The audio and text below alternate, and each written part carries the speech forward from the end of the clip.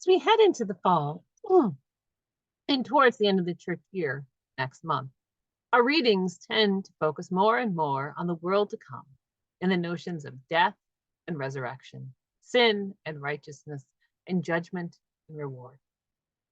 The end times, what is to come, a vision of a future that none of us expect to see in our own lives, but for which we are told to always be ready. There are two reasons for this. First, our liturgy was developed in the Northern Hemisphere. And as we head into the fall, the natural world is dying. We're going into hibernation around us. And so death and dying are moving to the forefront of our concerns. But secondly, we've been reading the chapters of the Gospels sequentially. And at this point in the book, there is just not that much left before Jesus heads to Jerusalem and the end of his earthly ministry. In our first reading from Jeremiah, we have Jeremiah speaking to the people of the Babylonian exile, a people who have endured what should be unimaginable suffering, but which, for so many refugee, persecuted, imprisoned, and enslaved peoples throughout the centuries, and even into our own times, can not only be imagined, but has been lived.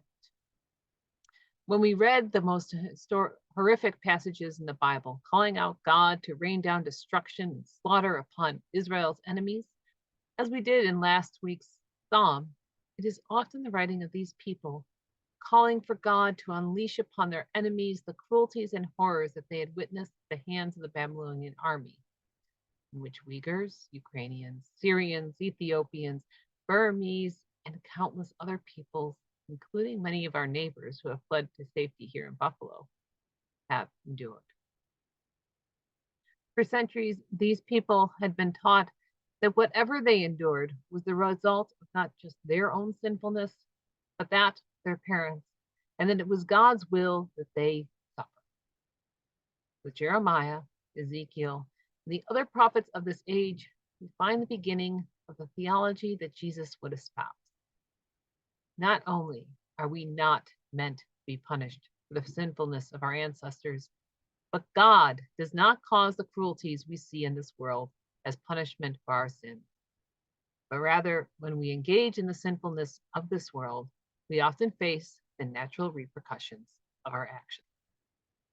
But as much as we as Christians are called upon to reject the notion of inherited punishment and implicitly inherited reward, we also need to acknowledge that we do live in a society in which inheritance and intergenerational wealth and poverty are very much part of who succeeds and fails in life. Children of wealthy and famous parents and those with more broadly shared privileges, such as skin color, language, gender, etc., have an advantage in our society that they did not earn, and yet are still hailed as being self-made and looked for their wisdom. This is not God's will for this world. It is not what we can expect in the world to come. In Jeremiah's vision of the world beyond, of the New Jerusalem, we will each be rewarded and punished based purely on what we have done or not done for one another, for how we shared whatever gifts we were given for the good of all. Which leads us to the gospel in Jesus' wonderful parable about a widow and the unrighteous judge. Now, we often envision this woman as being in her senior years, 80 or 90 at least, especially as we ourselves move up in the years.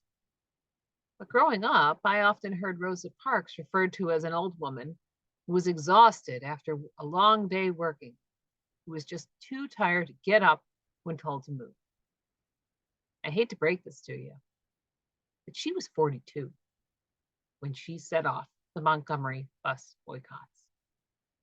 She was 2 years older than I am right now. She was not particularly old.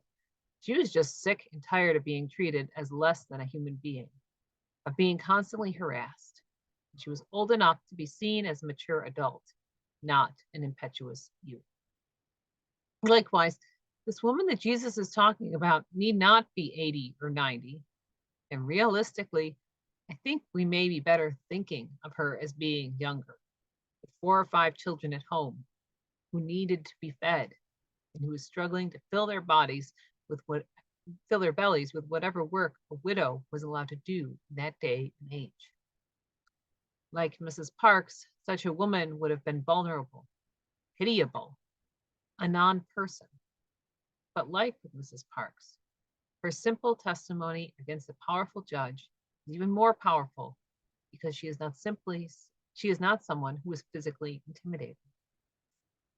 If he were to imprison her, she would simply become emblematic of his corruption. If he did nothing, she would continue to berate him and humiliate him, and so in the end, he capitulates. Jesus does not compare God to this corrupt judge, but rather says that if even a corrupt judge can find his way to justice, how can we not expect God to provide justice? In this way, he refutes this world as being what God intends it to be. Our world is the world of the corrupt judge, one in which we may see justice, but only if we persevere through humiliation and injustice first.